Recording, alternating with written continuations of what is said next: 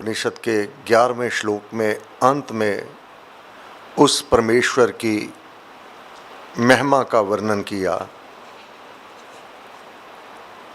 वह परम पुरुष है। परम पुरुष, पावन परम, तुझको हो नमस्कार। ईश्वर की प्रधानता की सीमा है ये। इसके पश्चात साधक को कुछ भी जानने की आवश्यकता नहीं रह जाती। आत्मा अपने गंतव्य स्थान पर पहुंच जाता है। अब वह ईश्वर जो साधक इतना तप करके, साधना करके, संयम करके, जैसा कहा वैसा करके उसके अनुकूलित हो जाता है, अब वह उसकी रिजर्व फोर्स हो जाता है। जो कार्य वह परमात्मा उस आत्मा से चाहेगा, धर्म की रक्षा के लिए, धर्म के प्रचार के लिए और मानव जाति के उत्थान के लिए, कल्याण के लिए, ऐसी आत्माएं वह परम पिता परमात्मा का कार्य स्वयं परमात्मा देता है, अपना कार्य वह करने लगते हैं। ईश्वर ही प्रधानता की सीमा है, उसमें प्रवेश पा जाना, एकाकार कर लेना, वह ही परम गति है। उस परमात्मा की प्राप्ति, यह यात्रा समाप्त हो जाती है। अन्यथा बार बार जन्म और मृत्यु, ये बंधन आत्मा के ऊपर लगे रहेंगे।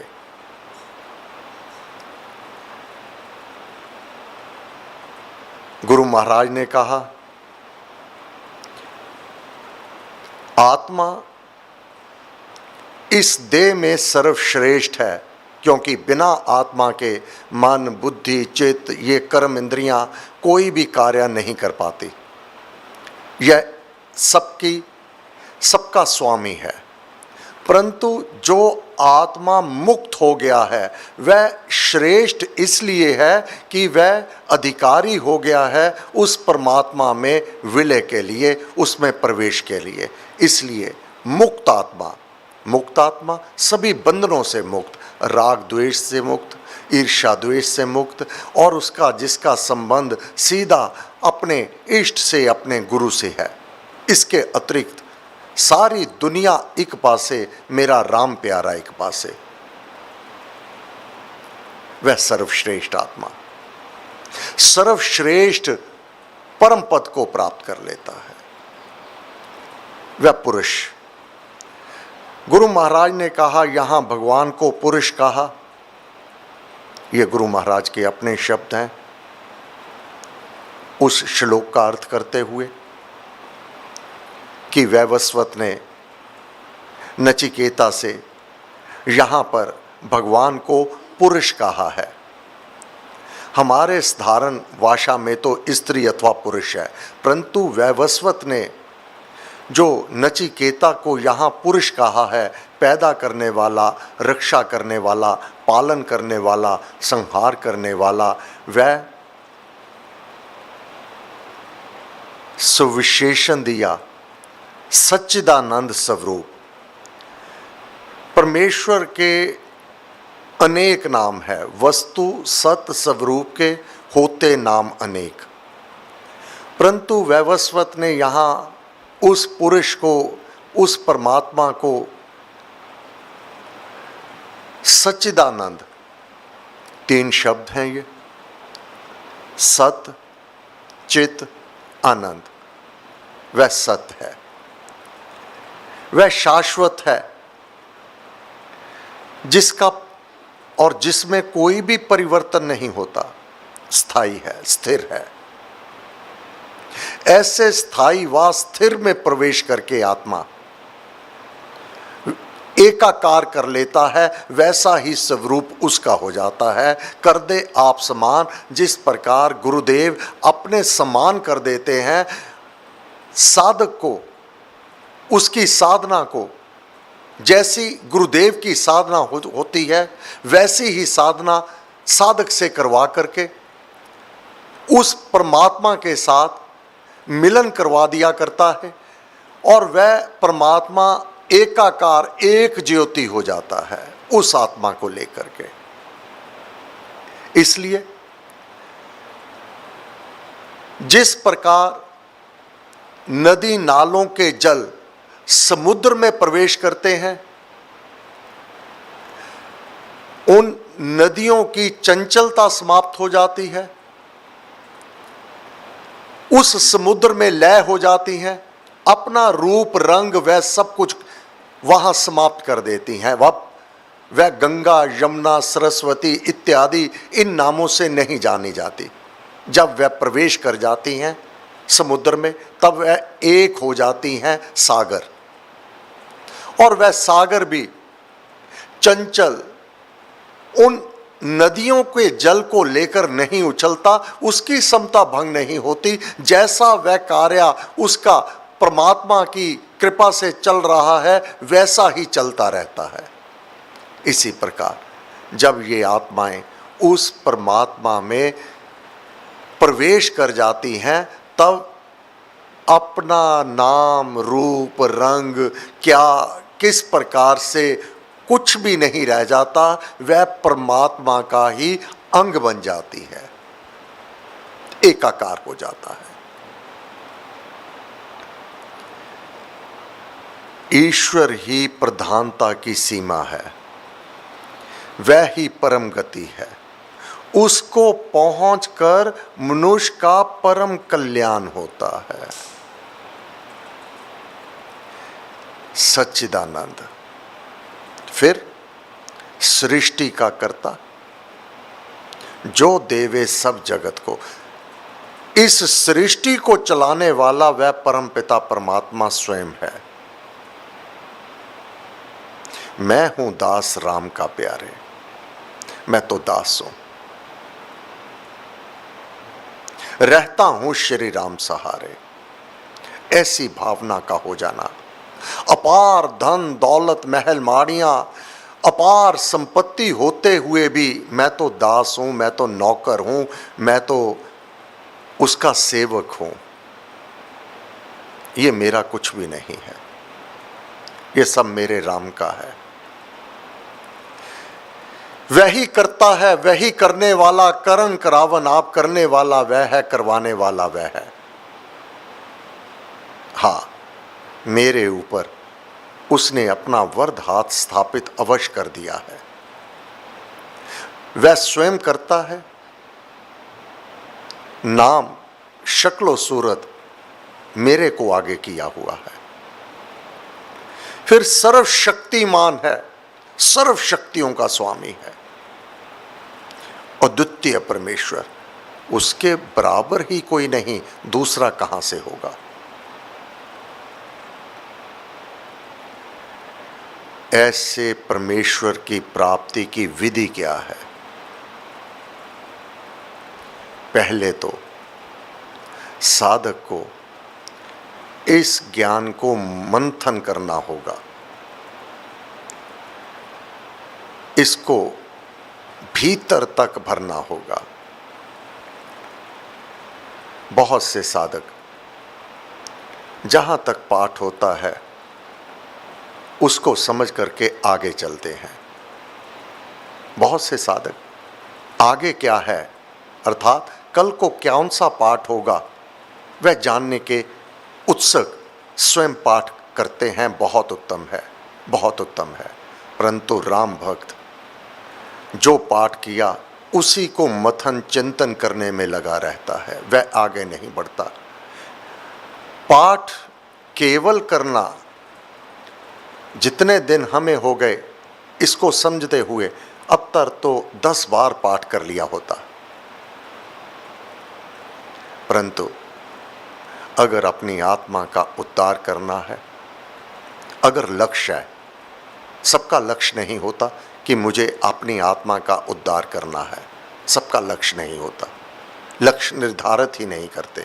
उनका लक्ष्य रहता है केवल इस लोक के कार्य मेरे सिद्ध हो जावें, मुझे सुख मिले, रोग मुक्त हो जाऊं और मुझे यहाँ सभी ऐश्वर्य इत्यादि प्राप्त हो जावे। भगवत भक्त इससे भिन्न,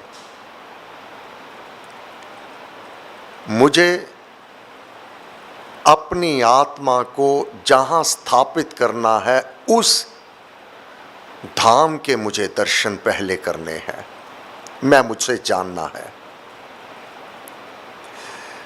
जहां विलय होना है उससे वार्तालाप करना है।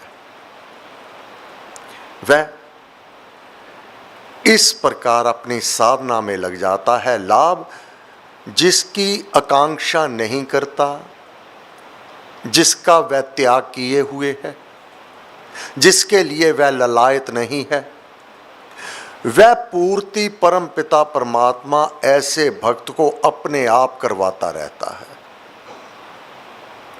जो इन विषयों की लालसा रखते हैं उनको केवल वह ही प्राप्त होता है जो मांगे ठाकुर अपने ते सोई सोई देवे, वह प्राप्त कर लेते हैं।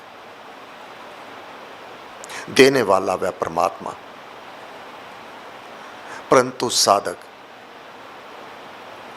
जब ये पाठ करता है, गुरु महाराज आपने भक्ति प्रकाश में इस प्रकार से वर्णन किया, श्रीमद् भगवत गीता में आपका वह सुनहरी अक्षरों से लिखे हुए शब्द और भगवान की वाणी आपने इस प्रकार कही और यहाँ पर आपने इस प्रकार कही, गदगद हो जाता है, गुरु महाराज के साथ मिल करके जाप में लीन हो जाता है। इस पाठ को समझ लेना, इस पाठ में अपने आप को पूर्ण रूप से विलय कर लेना, आनंद की, अलौकिक आनंद की वह चरम सीमा है, चरम सीमा है। शांत हो जाता है माना, शांति बहुत होती है केवल इस ज्ञान को समझ लेने से।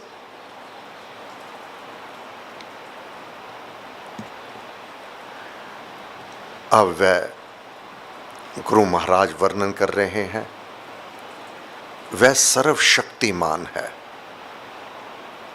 सच्चिदानंद है, अद्वितीय परमेश्वर है। अब इतने नामों से अगर गुरु महाराज ने संबोधन किया तो साधक विचार करता है कि गुरु महाराज ने तो साक्षात इसके दर्शन किए हुए हैं और मुझे भी उसी मार्ग पर लगाया हुआ है जिस पर गुरु महाराज स्वयं चलते रहे हैं। इसके मुझे दर्शन होंगे कैसे? वह सच्चिदानंद है, वह सृष्टि का कर्ता है, सर्वशक्तिमान है, अद्वितीय परमेश्वर है। गुरु महाराज कहते हैं यह जो ऊपर वर्णित परमात्मा की विशेषणा, सुंदर रूप वर्णन किए गए हैं, ये सब रूप वह परमेश्वर प्राणियों में छिपा हुआ है, वह भीतर ही है, कहीं दूर नहीं है। काहे रे वन खोजत जा, किसी वनों में जाने की आवश्यकता नहीं, किसी और स्थान पर जाने की आवश्यकता नहीं। हाँ, अपने भीतर प्रवेश स्वयं करना होगा। वह सब प्राणियों के प्राणमय जगत, सब प्राणी, प्राण जिनमें प्राण है, सब प्राणियों में छिपा हुआ है। केवल मानव देह में ही उसके दर्शन संभव है और जितने भी प्राण यह जगत है वह परमात्मा, वह आत्मा सबके भीतर है, परंतु वहाँ भीतर दर्शन नहीं कर पाता। वह भोग जोनिया है, भोग रहा है। मानव देह में जो कर्म किए उसके सदके जो चोला प्राप्त हुआ वह भोग जोनी है। अब उसमें प्रभु की प्राप्ति नहीं संभव है। यहाँ तक कि देवी देवताओं का लोक है, देवी देवताओं का रूप, वह भी भोग है, पुण्य कर्म का परिणाम, शुभ का कर्म का परिणाम। वह देवी देवता भी परमात्मा में प्रवेश नहीं है। देवी देवताओं को अपार शक्तियां प्रदान की गई, उनके तप से, उनके जाप से, उनके पाठ से, उनके समर्पण भाव से वह स्वयं उन्होंने अर्जित की हुई हैं, शक्तियां अर्जित की हुई हैं।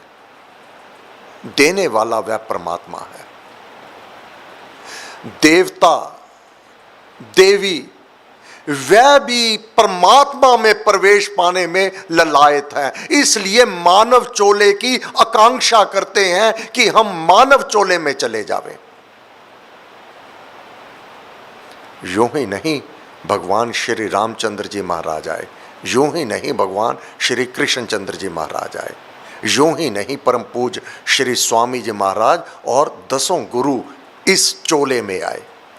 और इस चोले को त्याग करते हुए, हंसते हुए पंचम नानक उस तवी पर बैठ गए। तेरा पाना मीठा लागे, नाम पदार्थ नानक मांगे, मुझे नाम चाहिए, बस मुझे। इस चोले का त्याग भी उनके लिए कोई बहुत बड़ा बलिदान नहीं था, क्योंकि इसके बदले में जो लगन, प्रीति, श्रद्धा, उसके साथ प्रीति जो उसकी प्राप्ति होनी है, उसमें प्रवेश होना है,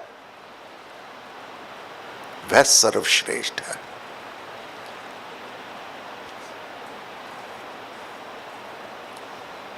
यह ऊपर वर्णित परमात्मा सब प्राणियों में छिपा हुआ है, प्रकाशित नहीं होता, जाना नहीं जाता। किनसे जाना जाता है, कल गुरु महाराज से समझेंगे। हे गुरुदेव, आपको बार बार नमस्कार, नमस्कार, नमस्कार, नमस्कार। सर्वशक्ति मते परमात्मने श्री रामाय नमः। सर्वशक्ति मते परमात्मने श्री रामाय नमः। सर्वशक्ति मते परमात्मने श्री रामाय नमः। सर्वशक्ति मते परमात्मने श्री रामाय नमः। सर्वशक्ति मते परमात्मने श्री रामाय नमः। सर्वशक्ति मते परमात्मने श्री रामाय नमः। सर्वशक्ति मते परमात्मने श्री रामाय नमः। सर्वशक्ति मते परमात्मने श्री रामाय नमः। सर्वशक्ति मते परमात्मने श्री रामाय नमः। सर्वशक्ति मते परमात्मने श्री रामाय नमः। सर्वशक्ति मते परमात्मने श्री रामाय नमः। सर्वशक्ति मते परमात्मने श्री रामाय नमः। सर्वशक्ति मते परमात्मने श्री रामाय नमः। सर्वशक्ति मते परमात्मने श्री राम